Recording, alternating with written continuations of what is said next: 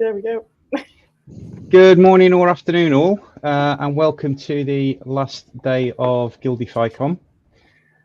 This morning we're starting with a topic which I think most of us can relate to in some way, shape or form, but we're going to be discussing imposter syndrome and just looking at some considerations around it and how we can sort of deal with it when it does strike us.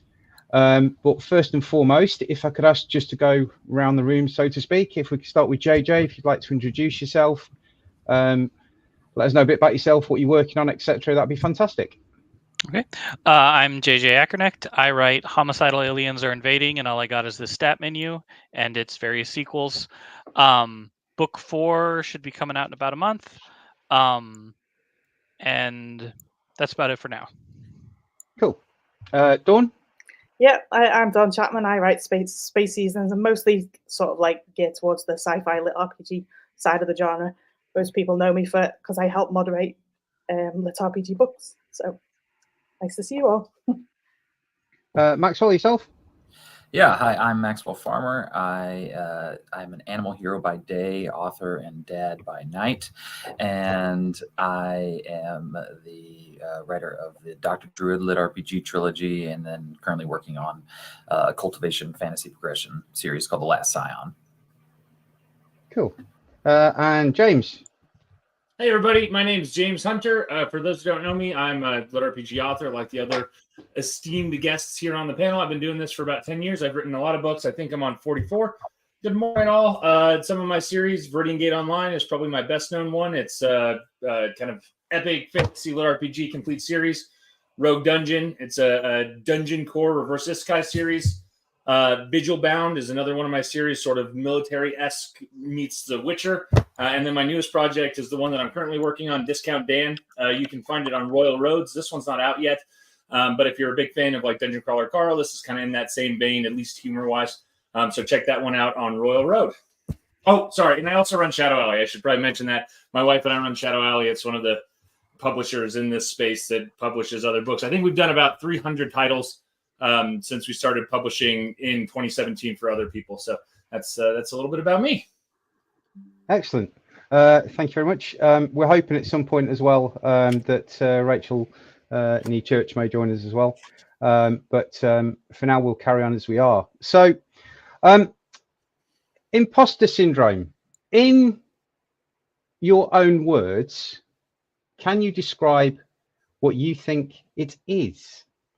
James, can I start with yourself? Sure. I think that at the heart, it's that you feel like you are not responsible for your success, that your success is a fluke, that any success that you've had is by accident and despite of you and not because of you, and that eventually people are going to realize that you are an imposter, that you're not good at the thing that you do, that you don't deserve to be one of the authors on the panel or selling the books on Amazon, because at your core, you're not good enough. And yeah, maybe you got lucky once or maybe even twice, but realistically, you're not good at this thing. And eventually everyone's going to find out that you don't know what you're doing. I think that's at the heart of it for me. Okay, thank you. JJ?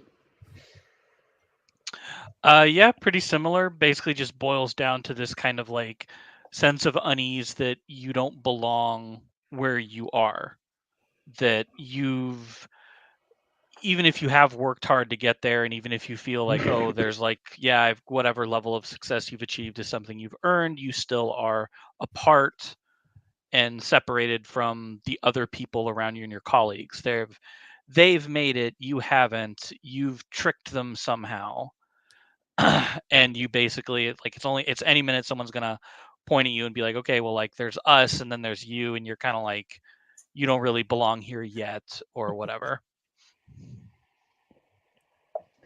Yeah, sorry, I wasn't laughing at you, JJ. It's Mr. Maxwell just put a comment about James and TikTok videos on the comments. Dawn, yourself, please. It's very much all of the above. I've been in the community for quite a long time, but even I still don't feel like I'm, one of the people. And yeah, everybody comes to me and everybody knows me, and it's like, oh, you talk to such and such a person, they're such this big star, and I'm like, yeah, but they're just people, just like me. I'm just like a person, just like a regular person.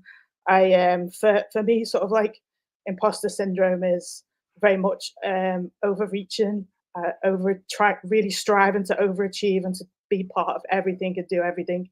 And for me, learning to step back from that has been very difficult. So imposter syndrome it kind of has so many different vibes to it. We all come from different places, and it manifests in many different ways, which is why I wanted to talk about all the different things today. So that's me. Cool. Thank you very much. And Maxwell.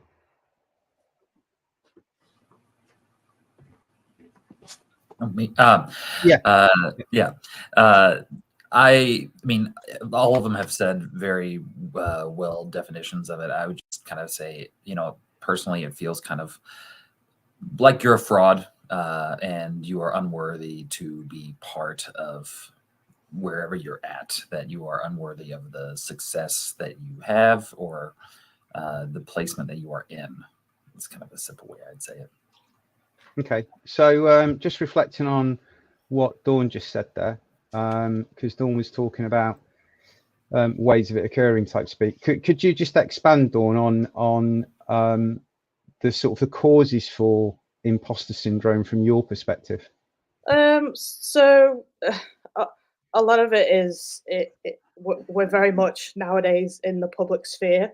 Like I said, I'm kind of like everywhere, so you can't kind of escape from all the little tiny comments from people, the little digs, you're consistently in the public eye. So every kind of thing that comes to you will come to you, and sometimes all the negative kind of adds up, and it becomes this self-sabotage and kind of sort of thing where you do start to think, I'm not good enough, I really shouldn't be here.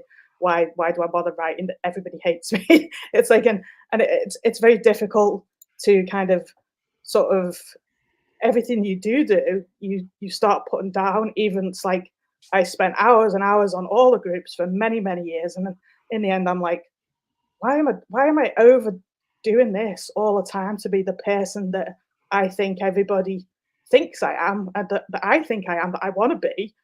But then I just say all these horrible things to me in the background and just like really just hurt myself. And so I had to, I kind of stopped a lot of that. So it manifests in so many different ways. But I think the biggest side of things at the moment is everybody has access to you no matter where you are. The internet is just full. You can't actually, unless you physically stop it all and step away, people have you at their cutthroat all day long. So yeah, you're at the beck and call. Yeah, basically, yeah. Maxwell, from your perspective? I would say I would like my own kind of personal, take on from imposter syndrome, so to speak. The biggest thing I think is that's all I feel like is the big thing for imposter syndrome in general is comparing. You compare yourself to a lot of other people and how they are doing, and you see like, oh wow, they are doing fantastic. I am not. But that's always the big thing. Is just, isn't it like the phrase like comparison is the number one stealer of joy or something like that? Comparison is the thief of joy. That is it. Yes. And so I think that's one of the biggest parts about imposter syndrome is comparing, because it's at the end of the day, it's supposed to be kind of a self journey. It's kind of comparing, like if you're doing better than you were beforehand, if you're improving, that's the big way. And that's the thing I have to constantly remind myself personally. I feel imposter syndrome just being in this panel with these people. And so it's one of those things. It's just, the big thing for me is just not comparing. And that's, I think, the particular part that I have to constantly remind myself about. Fair enough. What about yourself, JJ? Yeah, comparison is something I have continued to struggle with. For full disclosure, I'm definitely on the smaller side of the lit RPG progression fantasy author scale.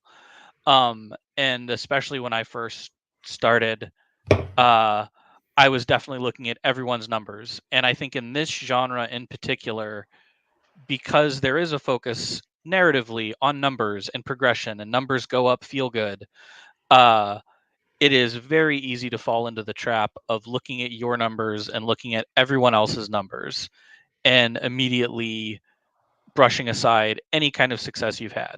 Like, it's really easy for me to mention, like, oh, Don mentioned Shirtaloon earlier, is be like, look at Shirtaloon and he's had just tremendous success. And to be like, oh man, I'm nowhere near that. But then it would probably just be easy for Shirtaloon to look at someone like Brandon Sanderson and say like, oh man, I've had I'm nothing compared to that. And I'm sure Brandon Sanderson himself has probably looked at someone like Tolkien and been like, oh man, like even if I sell all these books, like will they have a legacy like Tolkien? And maybe not. Who can say? And and Tolkien himself compared himself to all the mythology makers of all of antiquity and history. And it's really just a losing game. There's no way you're going to win that, regardless of where you are on that scale. And I don't know if it's just because like if laziness wins out and I just look at that and I get exhausted, I'm like, I'm not going to deal with it anymore, or if it's like actually coming from somewhere healthier. But comparison really is the thief of joy, and it's not going to get you anywhere. And I definitely empathize with the feeling because I still struggle with it even knowing that. But it's not productive. So I struggle with it. I'm getting better at dealing with it, but everybody backslides a bit. No, thank you. Pablo, I'm so sorry. Will you repeat the question for me, and definitely not Rachel, who was late, because I don't remember the question. What exactly is it we're talking about again? Thank you, James. I'm so glad you have my back. I do. No, that wasn't about you. I was going to ignore Rachel for like at least 2 turns of going round before we allowed her to join in. Knowledge from peasants. No, James. What it is basically what's caused your imposter syndrome. What's been the sort of like the main cause behind it? Yeah, so I'm going to say something that maybe is a little bit counterintuitive. I think that most authors that I've met in the history of me doing this thing and meeting a lot of authors struggle with imposter syndrome. And I think imposter syndrome is not a good thing, but I think that it's kind of a natural thing. And I'm going to explain why a little bit. I think that imposter syndrome is inherently future facing. There's a lot of things in my life where I don't struggle with imposter syndrome. I know exactly how to sweep the floor. And when I go into the kitchen and I grab a broom, I'm never like, oh man, I'm going to fuck this up. I'm not going to sweep this floor right. I'm going to do such a bad job. There's going to be piles of dirt everywhere. Like, that's never once a question that has ever crossed my mind when I'm sweeping the floor. There are so many things in my life where I don't struggle with imposter syndrome at all. And yet with writing, I do. And the reason why I think is because all of those other things are things that have sort of predetermined outcomes. I know exactly how to sweep the floor and I know exactly what the outcome is going to be. But when you're working in a creative endeavor, you're basically trying to predict the future, right? You're trying to, is this thing that I'm doing going to be a success to an audience that I don't know that exists? Are they going to like the thing that I'm doing? And so you're kind of trying to play this predictive game and project yourself into the future. And that's a hard thing to do. I think that any kind of task where you're centered in the moment, inherently you can move past the imposter syndrome pretty easily. But when you're actively trying to project yourself and predict where the market's going to be, predict how people are going to respond, am I going to be able to pay my bills with this book if you're a full-time writer? That creates this added level of stress that I think ramps up oh yeah, I've done it before, but the future's unpredictable. So just because I did it before doesn't mean I'm going to be able to do it again. And that's why I know I'm going to fail and I'm going to fuck it up, right? So I think anytime we're playing in the arena of the future and uncertainty, it's like a force multiplier for imposter syndrome, where we might not have it in other areas of our life, but then we have it there. And then I think the second part of it is even more so than other industries. I think there are industries, if you're a CEO at a company or your job is marketing, you can also have imposter syndrome. But I think there's an added level with writers because, as Don was saying, we're very public facing personas and our work is going to be immediately judged, right? We're going to put ourselves out there, and people are going to say, like, randos on the internet are going to say, yes, I like you, and I think your thing has value and worth, or you fucking suck, and you should set your computer on fire. And there's no in between. That's it. And so people that struggle with kind of also this fear of judgment, that's this validation. It builds into this imposter syndrome cycle of, oh, I'm not going to be good. And then people on the internet are going to tell me I'm not good. And that's going to prove how bad I am at this thing. And so we have this fear, which I think leads a lot of authors to overcorrect toward the side of perfectionism. We want to spend so much time and refine it and polish it and make sure that it's perfect, so that when it goes out into the world, it has the best possible chance of people not saying mean things to me. And I think that those factors kind of come together to form like this Captain Planet of depression and anxiety, which is imposter syndrome. So that's kind of the base of it for me. Thank you very much. And lastly but not least, Rachel, how are you? Hi. So I'm so sorry I was late. It's the time difference. Our time changed here, but EST didn't. So I was like, oh, look, I've got 15 minutes before the panel. And then Geneva very kindly was like, no, it's live now. So my bad. But what causes imposter syndrome for me, or what has my experience been with it? So my background, for context, my background is in video games. I worked in Baldur's Gate 3, and I mention this because I technically on my CV have BAFTA award-winning writer, Nebula award-winning writer, etc. Right? I've got a whole bunch of awards under my name on my CV. I still think I can't write for shit. Every single day I wake up when I sit down at the computer, and I'm still like, everything you've ever done before was a total fluke, exactly as James put it. Like you start predicting it, even though you're like, I have proof that I have managed to put words on a paper. It doesn't matter if they're good or bad. I know I can do this. I know I can put one foot in front of the other. And even when you narrow it down to that, the voice is still there sometimes. That has been what has helped me to keep going forward. And you just, I do like a Captain Planet of depression, anxiety. I think that's my favorite description for it so far, and how utterly crippling it can be. And the thing that has helped me the most is I look back. I've got my third book is coming out in a few days now. And I look back on the difference in quality between my first book, because even though I had written for games, I've never written prose before. The difference between my first book and my third book is phenomenal. Now, unfortunately, that probably means most people won't read it because it's the third book in a trilogy. But I think changing it to be like, that's what matters to me. I have seen how much I have improved. I've seen how much better, and I'm going to take those lessons and I'm going to make my next series better. And if that one doesn't do so well, that's fine. I'll do it again for the next one and I'll improve on those lessons. And it's just one foot in front of the other and just keep going. Because I have had people, so what was it someone called me? Someone called me a fat clone of another writer when I first joined Larian, which was I cackled, like, I'm not offended. But I'm offended for you. That's terrible. How can people be so mean? But the things people get mad about is absolutely wild, and I have, as a woman working in games, you get blamed for like everything. So not by the company, by the internet. But which really helped, because like, in a way it's helpful because you just have to gain armor to this. Like people have their own shit and they're going to say wild things. But basically I agree with what everyone has said. Cool. Right, we did have a question from Ryan Maxwell. It was, what is it that has worked well for each of you to counter the effects of imposter syndrome? So I'm going to start with Rachel.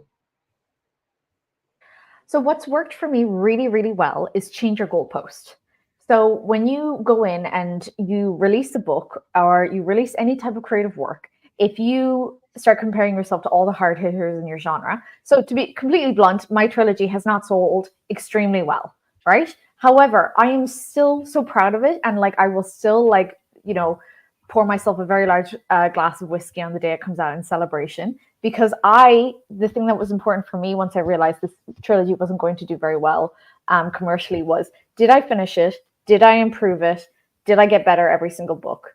So by moving those goalposts, I'm able to still keep going forward, and I'm able to take those lessons and move on to the next one. And that's easier said than done, but people keep saying it, comparison is the thief of joy. And while it can be good to look at others and see what other people are doing to get ideas of what to do for your stuff, if you start going down that road, or even worse, you can, the imposter syndrome can turn to anger, as I've seen in other people, which is like, well, I'm writing about X, Y, and Z, and that person's writing about, but their book is doing so much better. It must be because they're, I don't know, they've convinced TikTok to be on their side, or they're paying off people on Reddit to get their book. Like, you can just disappear down rabbit holes that are not helpful. So I think moving the goalpost and trying to make it about you and the factors you can control is much easier, and a way to keep your sanity. Cool. Maxwell, have you got anything to add to that, please? Yeah, I mean, I very much just kind of piggyback off what Rachel said. It's much more, I think, to help combat that is keeping it very introspective of, like, have I done better than I did before? Like, yeah, I've written, I have, oh gosh, now I have I've got 7 books published, and it's like my most recent book is just leagues better than the very first book I ever wrote. Even if it's not necessarily a raging success that I want it to be, but it's just like the sheer quality and the knowledge that I've gained off of that, because I definitely just started going into writing because I'm just like, I want to do this thing. Have I had any training? No. Would my English teacher approve? No. And so there's been a lot of growth in that way. And so that's very uplifting, is to kind of constantly look at like how I am doing better than I did before. Am I doing better than Max had done previously? And that's just a really huge thing, because that's, like, yeah, as what Rachel said, like something you can control. Cool.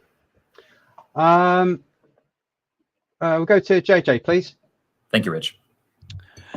I definitely empathize with both what Max and Rachel said, especially about, just kind of keeping it focused on yourself and like, am I doing better today than I was yesterday?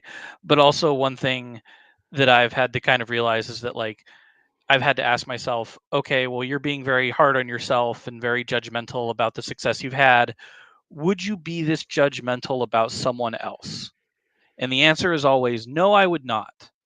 I would be very encouraging to any new writer, regardless of whatever their success was or lack thereof, especially.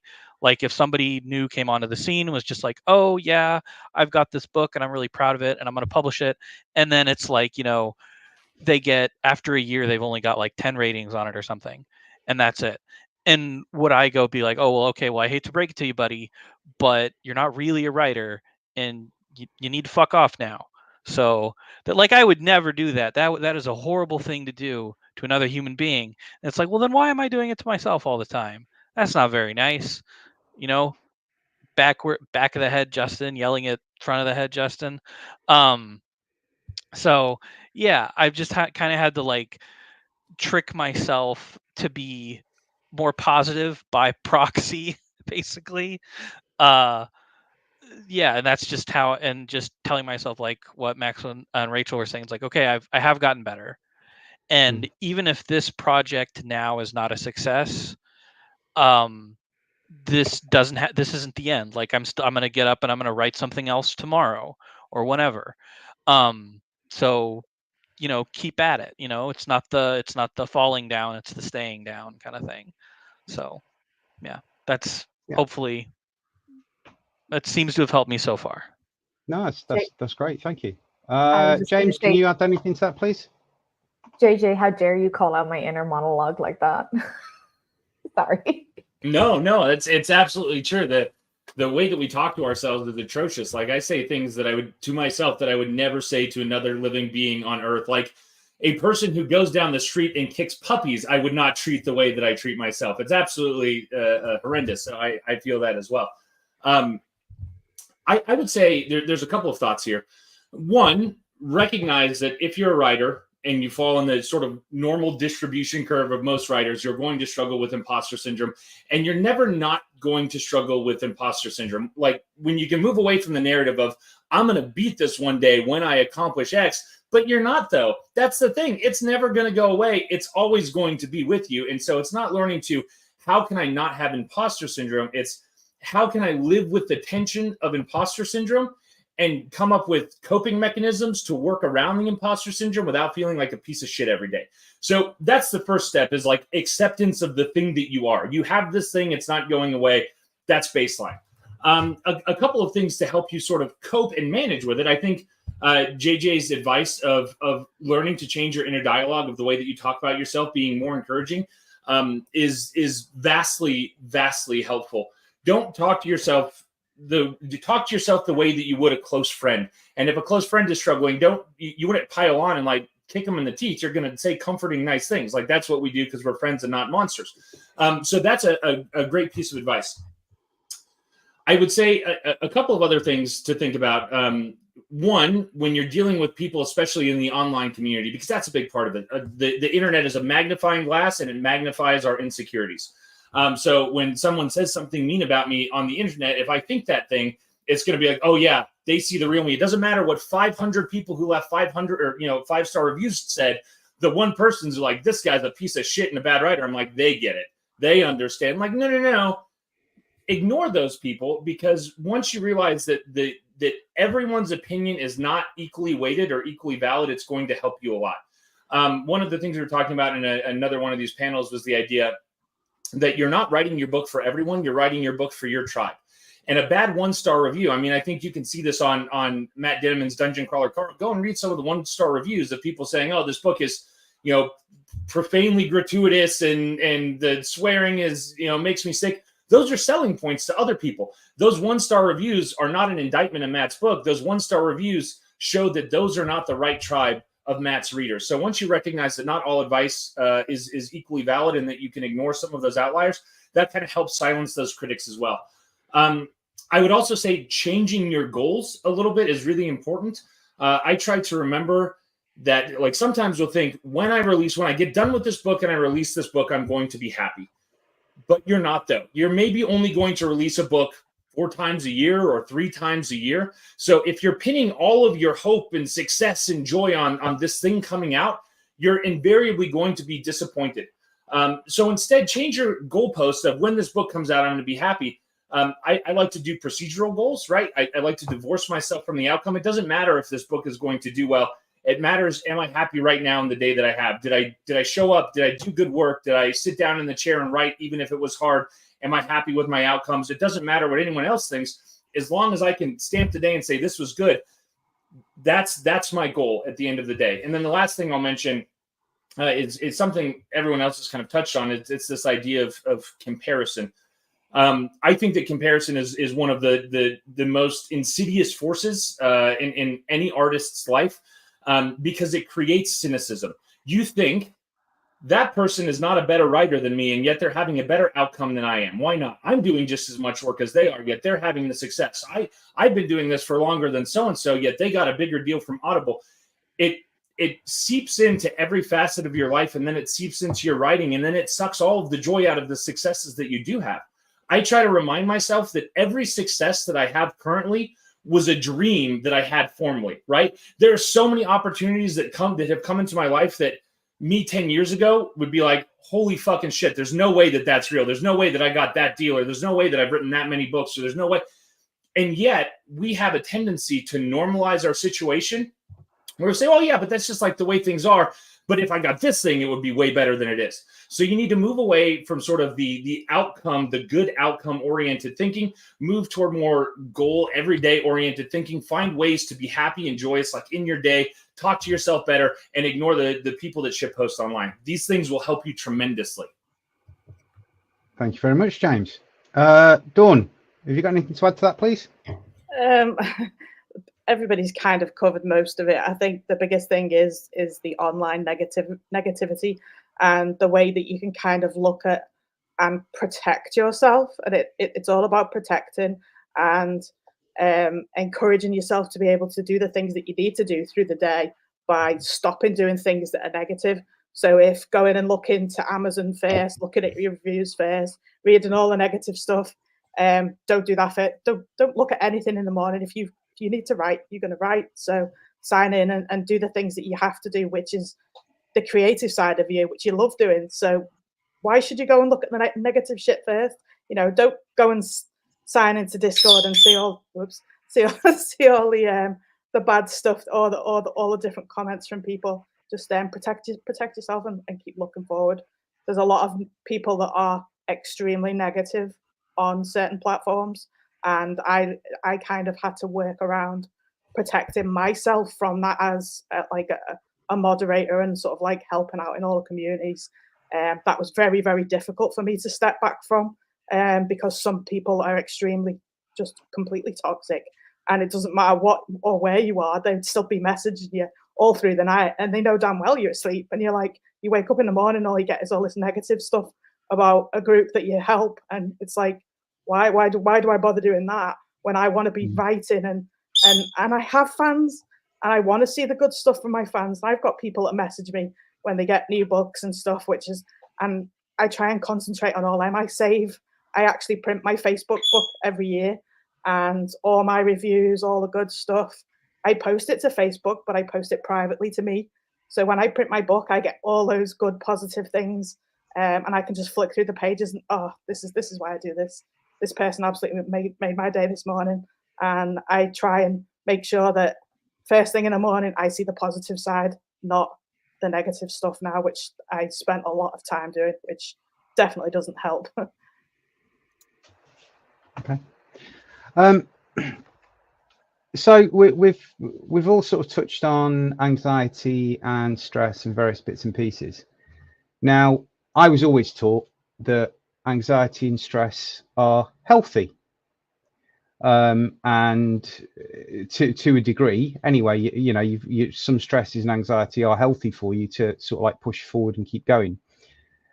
Is there a time that you can identify when you've got that flare up coming in of imposter syndrome because you've gone too far past that anxiety and stress level that it's kicking in? Can you pre-identify it at all, or is it just, it's that fast, it's that quick that it just knocks you off your feet straight away? James, could I start with you, please? Oh, go on, Maxwell. No, go ahead, Sorry. Max. I mean, I feel it happens both times. Like sometimes it will just come and, you know, punch you in the face when you are just randomly scrolling on the internet. But I will say probably at the same time, this is a common trend, is like when I am kind of just perusing too much about myself, I'm like, oh, how am I doing on Amazon? How am I doing on this? Even if like, I mean, even if all the reviews are all positive and stuff, I think, you know, seeking too much external validation is where kind of I'm like, okay, this is starting, like I can kind of feel like, okay, yeah, this is getting too much. I would say as well that, you know, again, it can be different for different people for sure. So, I mean, everybody's kind of has their own little uniqueness about it. But I think seeing too much external validation can be one of the big things. As what you said, though, it's like, yeah, I mean, a degree of stress and anxiety are good, you know, like to kind of, you know, keep you going, to keep you, you know, even like the primitive lizard brain, you know, like it's like, yeah, you need to survive and all these kinds of things. Like that's all normal. It's just not overdoing it. And that's a lot easier said than done for sure. No, thank you. I think you hit nail on the head there with the sort of like the endorphin chasing, looking up those positive reviews all the time, getting that next little sort of like hit of pleasure, and then when you get hit with a negative one, it just wipes out everything prior. Like Dawn, yourself, please. Oh, sorry, go on. I was just saying, yeah, it's like a tower of cards. Yeah. If you're going back to me, then I mean, I just say the same. That's that one negative, like you say, that it would literally throw. If you look at something in the morning or get a bad message in the morning, it will throw the whole day. And if you do want to write through the day, then the last thing you want is to see that and have all your confidence and all your sort of like everything just taken out from underneath, because then you're not going to write, you're not going to do what you want to do. So for me, sort of like avoiding a lot of things, first thing is like how I combated it. But I also think the really positive side of things, like, I mean, Kyle's just saying, you know, they want the next books, and a lot of people do really spread a lot of positivity, which is really nice. And I in the groups themselves, I really try and and kind of keep that negative away as much as possible. And if something's going too negative, I will try and redirect. That's kind of like the person I am as like a, you know, admin moderator to help sort of like the community, because as authors, I know that I'm not going to want to go to Facebook and see all the negative stuff in the groups if that's all I'm seeing all the time. I want the positive stuff so I can attract authors to come into the group more and post more and interact more with people, because we do love it. We love talking to our fans. So that's it. It has to come from both fans that love us and from ourselves to encourage other people. And I am an encourager. I like encouraging people. Have you ever noticed a time where it's creeping up on you, when you can feel like imposter syndrome starting to take over? I got a lot of that last year. I had and I have said in one of the other panels, I had to step away completely from everything last year because I got to complete rock bottom. And that was due to a lot of things, but a lot of negativity that I was turning in on myself. I did go, it was all, we all have our own personal battles going on behind our writing side of things. And I went through an awful lot of stuff within a very short period of time. And that was difficult. And I turned it on myself. But then it becomes self-sabotaging for everything else in my life. So it was like, it was just destroying everything that I strive to be. And I didn't want it to. So I came away, stepped away, and I knew my triggers, but I've spent 16 years in therapy as well. So it's it's one of them where a lot of people don't know that. And stepping away from things is extremely hard. And that's where burnout, imposter syndrome, anxiety, depression, and all that all comes together, and then it's just gone poof, and people just vanish. I've seen plenty of people vanish, which is, I've said before, and we don't want that. That's why I try and encourage people, not bring them down. So, well, it's great to see you with us today and being sort of like able to talk about all this stuff. Anyway, that's fantastic to see. Rachel. Sorry, lost the unmute button. So I was doing really well with imposter syndrome the last like 6 months. I was like, got it, nailed it, we're all good, I have this locked down. And then my second book came out, and I was just this like blob with whiskey and anime for 2 days.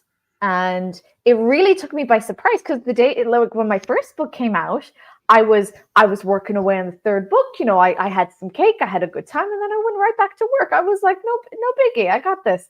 The second book came out, and I don't know why it hit me so much harder the second time. And it actually took me several days of like, okay, where is this coming from? What's going on? And I think it's because, well, now I'm proud of it. At the time, it was like, the second book is better than the first, but no one's going to read it because the first one is shit. Why is it shit? Because I'm shit. And everything I do is shit. So why am I bothering to finishing this when no one's ever going to read the second or third? So I really got in my own head. And it wasn't any review or anything online that had done it. This was purely internal, just completely set me off. So now when my third book comes out in a few days, I'm going to do nothing that day. I'm going to chill out. I'm going to like cut it off at the pass this time, because I now know that might set me off a little bit. But that's the only time the last few months. And actually something I want to add, because we keep talking about negative reviews. So if anyone's listening in, we're not talking about like if people just didn't like our books, which is totally fine. Oh my God, the world would be boring if everyone liked the same thing. We're talking about the books that are like, you know, here's 1 star, I hope you die. You know, that's the level of negative review we're talking about. Some of the best reviews I've gotten, my favorite, have been 2 or 3 stars that are like, hey, I really liked this, X, Y, and Z. This didn't work for me, X, Y, and Z. And I'm like, oh, this is a great review. This is really, really helpful. So yeah, if anyone's listening in, we're not like, no one can ever say anything not nice about our books. We're talking about the ones that are like purely written to hurt, obviously. So yeah, just to clarify. Okay, thank you very much. JJ. Yeah, the imposter syndrome can kind of come out of nowhere, and you were asking about like healthy stress and anxiety and that kind of thing. James mentioned earlier that, you know, like, oh, if you're releasing like 3 to 4 books a year, and I was muted, but I started laughing because I'm a very slow writer, and if I get 2 books out a year, I'm like, nailed it, I did it. So I could probably use like a little more stress to be productive. Maybe I'm like too laid back about some things. But it's like everything else. It's a fine line between, it's like, okay, this is a subjective field. This is not like an objective, like, okay, you have to hit da da da da da. I know the Amazon algorithm likes it when you release like every month or every 2 months or whatever it is. And yeah, you should try for that if you can keep up with it. And like some other genres are more like predisposed to hitting those marks, like romance and cozy mystery and stuff like that. But for fantasy or sci-fi, it's a little bit harder because readers have this expectation of these, fickle books that they can really dive into, and producing one of those every 2 months is just not, realistic. But I could probably deal with a little bit more stress to motivate me to write faster. As for stuff like the reviews, I've been pretty lucky. My first book got, of course, it got some negative reviews, but the only one that stuck out to me and upset with me was someone who was upset that there was swearing in it. They gave me 1 star because they said there was too many F-bombs. But in the description, it says content warning. This book has graphic language. And I was just like, I spent 5 days on that. Like, why would you, like, it's fine if you don't like swearing, but then why would you pick up the book that's advertised to have swearing? It's like going into a Tarantino movie and being mad that it's a bit, vulgar and has feet or something. Like, you should know what you're going to get by now, honestly. The one that actually upset me was I released my 3rd book earlier this year, and it was one of probably one of my biggest fans from the previous 2 came back for the 3rd and said they were disappointed. And they were by no means mean at all. They were very sweet. They were very constructive. But that one really was like, oh no, I let down like the people that actually like my book, I let them down. And I felt really bad about it for like a week. I was like, oh God, I'm losing it. I've lost it. I did a horrible thing, and I'm never getting all the other books. Everyone's gonna hate them now. So stuff like that is kind of like, this is my first time making a series and putting it out in the world. Like, I've written smaller projects before and they've gone out, but they've all been self-contained or one-offs. So this is my first experience with like an ongoing thing. And that has its own challenges that I'm just now becoming cognizant of. So yeah, sometimes it's rough. Some days are harder than others, but it gets better the more you do it and you figure out how to deal, hopefully. James, yourself? Yeah. So before I answer the question, just a couple of things. So one, Rachel, your book is not trash. Book 1 is awesome. You are a fantastic writer. We love it. Keep doing all of the good things. So that's number 1. Number 2, to JJ, I am sorry. I was not trying to like, 2 books. Like, this is the thing that I will tell writers to the end of time. I would rather you write sustainably for a long period of time than write at an unsustainable rate over a short period of time. Because as Don was talking about earlier, the rate of burnout among indie authors is astronomically high. The turnover is incredible. If you survive 5 years in this industry as an indie author, and what I mean by like someone who's really doing it, right, trying to put out at least 1 book a year, and you're doing that for 5 years, you're considered a veteran of the industry because it burns through so many people so fast. I would much rather you take the time, do something sustainable that you can do for a long time than trying to like burn the candle at both ends. And in 2 years, yeah, you've got 20 books out, but also you're so burnt out that you're never going to write again. So awesome on you for finding a pace that's sustainable for you. Thank you. And yeah, I wasn't trying to like come down like that's no. Like, I totally appreciate understand. it. Yeah, thank you. Just to clarify for everyone in the audience as well, if you're writing a book a year, 2 books a year, there's nothing wrong with that. Find a sustainable pace that works for you, and that's going to help you achieve your goals. In terms of the negative reviews, one of the things I like to do is I like to read 1-star reviews, not on my own books, but on books from my favorite authors. Because you'd be like, this is one of my favorite books of all time, and it's got 500 1-star reviews of people who absolutely fucking hate it. And then I'm like, well, these people are all idiots. And if there's that many idiots out in the world, then maybe I'm okay too. I mean, you can go so far as to, there are 1-star reviews for the Grand Canyon. I pulled one up. It just says, not as deep as I expected. 1 star. It's the Grand fucking Canyon, bro. What are you talking about? It's the grandest. Like, So there are a lot of idiots on the internet. That helps. In terms of like when imposter syndrome strikes, I have noticed after having done this for a long time that there are usually 3 times where it really hits hard. One, book release. Every time I'm going to release a book, it's going to be the worst. And the reason why is, again, because imposter syndrome, I think, is inherently about a future-facing event. We're basically trying to predict the market and predict how a group of people are going to respond to our work. And because, as other people mentioned, writing and art is subjective, we have no idea whether it's going to hit, especially if it's a new project. A new book one is the most stressful thing on the planet and is going to be the worst imposter syndrome for me. So I have seen that time and time again throughout the course of my career, and I've seen that time and time again throughout the course of other authors that we've worked with throughout their careers. Number 2 is if you're releasing content regularly. So Royal Road is the bane of my existence in the sense that I am doing it, and I think that it's good, and I think that it has value.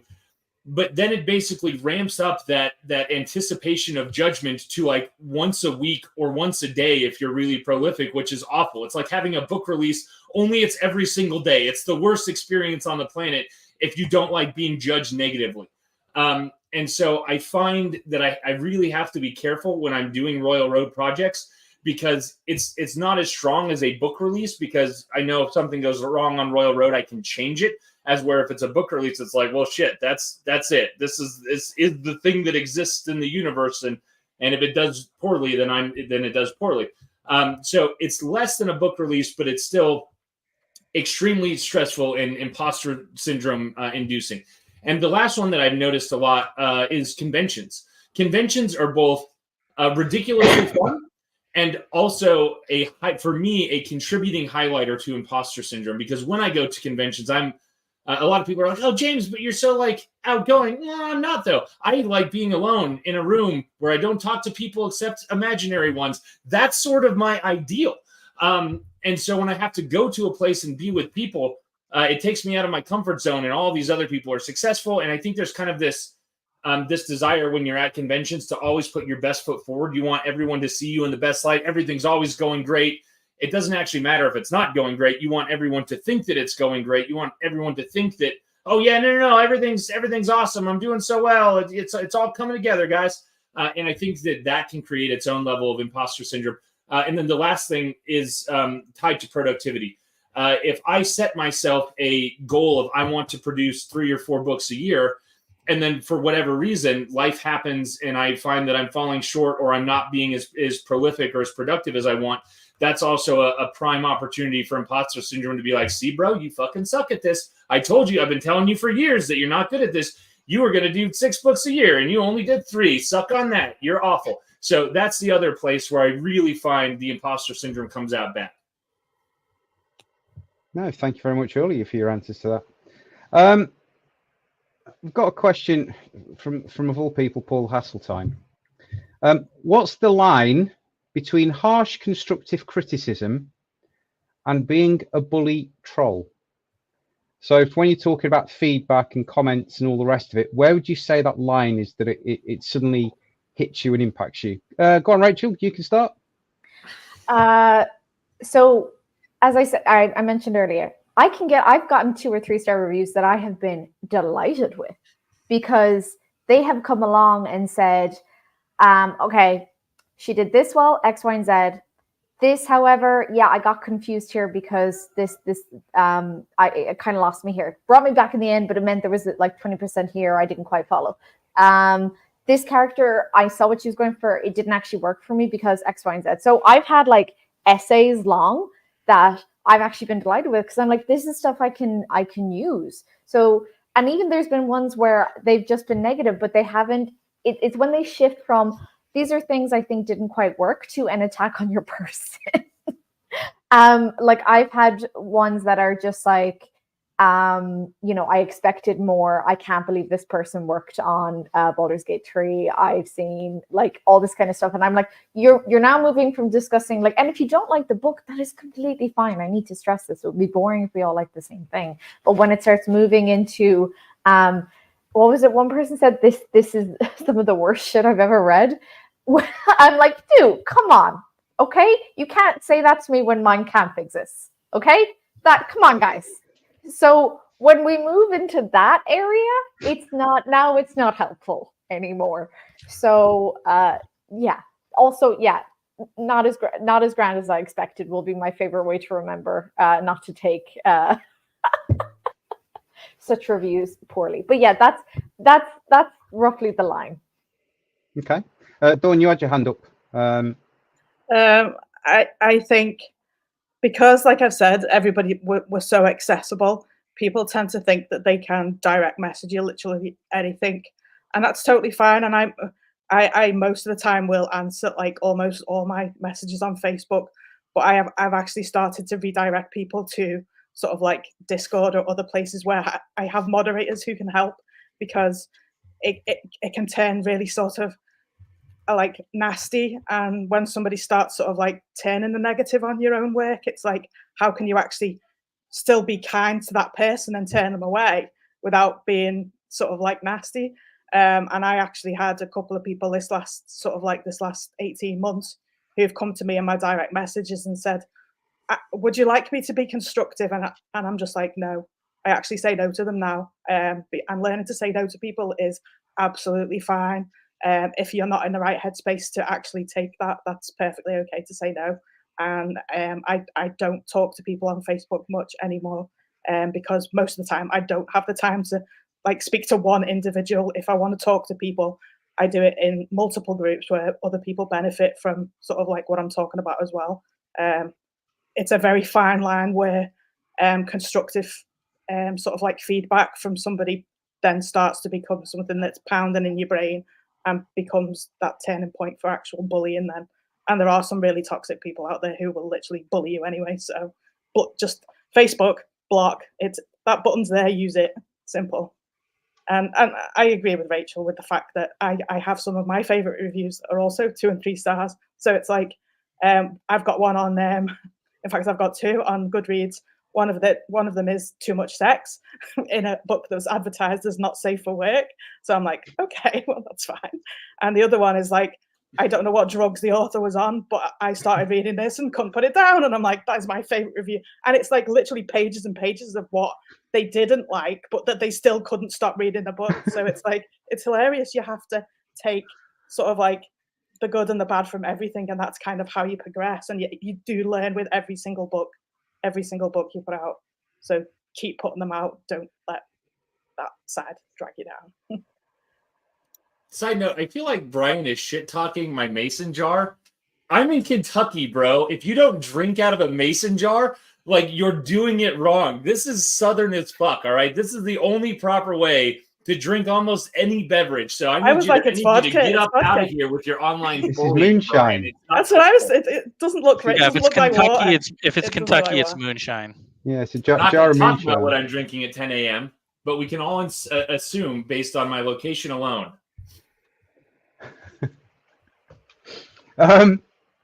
Right, Maxwell. What about yourself in relation to that line when it goes between bullying and constructive feedback? Yeah, I very much kind of echo what everybody else has already said. Like, there are times where it's like they will give a response like, hey, this was, unsettling, or maybe not unsettling, but just like this was inconsistent, XYZ. But then you get those ones as well, like, I don't know how this got published. I will not read this, and I will recommend nobody else read this. And it's just like, all right, or, just like one I had on Audible, I had Daniel Wisniewski narrate, and one guy just hated him. And I mean, just personally attacked Daniel on here. And it was just like, I'm like, dude, you don't have to like the guy. Like if you, that's okay. There are narrators that I don't like personally that much. I'm not going to go and just negatively review them. If I don't like them, I'm not just going to listen to them. That's it. And, like that one we did get taken down because it was just like a personal attack. So I feel like when you're actually giving some sort of thing like, hey, this can be improved, XYZ, this, like, I was not personally a fan of this. Great. Like, you're terrible. I don't know how you're doing this. It's not beneficial for anybody. It's kind of like the golden rule sort of stuff, like treat people as you want to be treated, and the people on the internet do not follow that rule. So Thank you I very want much. to say I am the exact opposite of a lot of the people on here, because a lot of the people on here are like, no, the 1-star reviews that are personal attacks, those are the ones I don't like. I'm fine with those, because I know that this person doesn't know me at all, so they're like, oh, James is a terrible human being. I'm like, you don't know me, you don't know if that's true.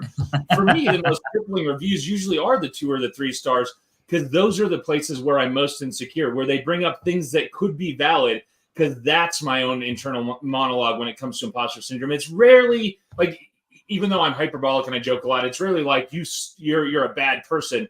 It's usually like, you're not as good at the thing that my imposter syndrome tells me is you are mediocre at best, right? It's not you're the worst piece of shit that exists on the planet. It's you're fine, I guess. Like you're okay sometimes. It's so those are the reviews that always are so crippling for me, because they reinforce my internal monologue of, see, this, yes, I am mediocre. I have workmanlike prose at best. This guy gets it, and I'm never going to be able to move past that. So those are always the reviews that really strike to my core. And JJ, I don't think we've got a great deal of time left. So JJ, if you want to just give your thoughts on that, please. Yeah. One, I'm agree with James about the 2 or 3 star reviews versus the 1-star reviews. A lot of the 1-star reviews that I've seen for my stuff are like the people who, I don't like swearing, and it's like, well, then why did you pick up the book with swearing? Or there's things like that. But yeah, the 2 or the 3-star reviews, or especially the 4-star reviews that are like, I wanted to like this book so much, but I'm like, oh no. The butt. Yeah, the but, like, no, you could have just stopped there. But yeah, where it becomes like, obviously it becomes trolling if it's, personal stuff against me, which I really don't like. It doesn't bother me. Like, you're a stranger, you don't know me, so I like, whatever. It's like, oh, I'll bet the author is a big stupid asshole. It's like, yeah, probably, whatever, shut up. But when it becomes more subjective is when it becomes apparent if the goal of the review is to tear down the book rather than to be constructive about its faults. Like, okay, it's like, yeah, this book is good, but these things held it back. It's like, okay, I can work with that. Versus, this book could have been good, but the author, doesn't know how to do that, and then it's just this laundry list of like complaints, most of which are pretty petty, even if they're valid. But it's just like, okay, well, you're just trying to make the book look bad now. So that seems more like your goal isn't to whatever. So, and again, like Rachel was saying, if someone doesn't like the book, totally fine. I know I made my peace with not being able to make all readers happy years ago. So it's fine if you don't like the book, but just try not to be a jerk about it, I guess. Try not to make it personal. Anyway, that's it. I know we're running out of time. No, thank you very much for that. Right then, so just to recap, from what I've got from the conversation that we've had today, celebrate our successes that we have. Don't be overcritical. E.g., practice self-compassion, I suppose. Be a little bit more considerate to yourself and how you are. Possibly set yourself new goals, if need be. And I don't know if anyone actually sort of like mentioned it, but I think one thing that I like in particular is just talking to people, talking to people in the genre in particular, particularly other authors that then put you on the right path and say, actually, no, your writing's fine, your book's fine, you just need to carry on with what you're doing. And I think that's one of the key ones in particular. Right, we've only got about a minute or so left, so if we can just quickly go around the windows again. If we can start with you, JJ, if you could like to say where you can be found and what you're working on, that'd be fantastic. Yep. I'm on Amazon and Audible, and my website at jjacronek.com. And once again, I am the author of Homicidal Aliens Are Invading, and All I Got Is a Stat Menu, which looks like this. It's very red, easy to spot. And that's it. Thank you very much. Dawn? Yeah, you can find me pretty much anywhere on the internet. I'm finishing Space Seasons off next year, and I have a new series, which my new book one will be like, but that's with a new publisher, and it'll be launching in February. So that's Chris Kennedy Publishers. It's me. Excellent. Maxwell?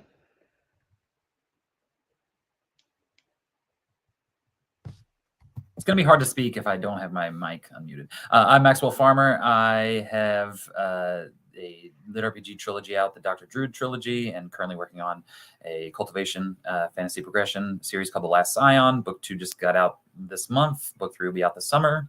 Read it. Let me know your thoughts. Thank you. Brilliant. James? I'm James Hunter. You can find me on Amazon, on Audible. My link tree, I think Geneva's going to drop it. It has all of my books on there. You can also find me on shadowalleypress.com, along with all the other amazing authors that we publish. My newest thing, Discount Dan, is available on Royal Road. It won't be out until next year. If you click on my link tree, there's also an opportunity to sign up for a free advanced reader copy of Book 1. Just click the link and you can get a copy delivered direct to your Kindle or phone or wherever you like to read. Excellent. Do we let Rachel speak because she was late? I say no. Go on, Rachel. Never let Rachel speak. So hello, my name is Rachel Newkirk. I haven't brushed my hair, let alone brought a copy of my book. So James, if you could hold up. Yeah, thank you. So my series, Knights of Eternity. The first two books, Calamity and Desecrate, are out. They're narrated by Andrea Parsnow. The third book is coming out in 3 days, Divinity. My entire trilogy will be finished. I'm super excited for it. And obviously, I only accept either 5-star reviews saying it's the best thing since sliced cheese, or 1-star reviews calling me a terrible person. That's all I'm accepting going forward. Thank you so much. And what about you, Boswell? Where can we find your books? You can find my book on Royal Road, Amatarian Tales, One Flew Over the Dragon's Nest. First 3 books are released on Royal Road, and it is getting published probably about August next year through Podium Publishing. It will come out in ebook, audio, and print. And I think the next person we're going to be handing over to is Maxwell anyway for your takeover, isn't it? So you'll see Maxwell again in a few minutes, but thank you guys for your time. And if we can all do the slow wave, please.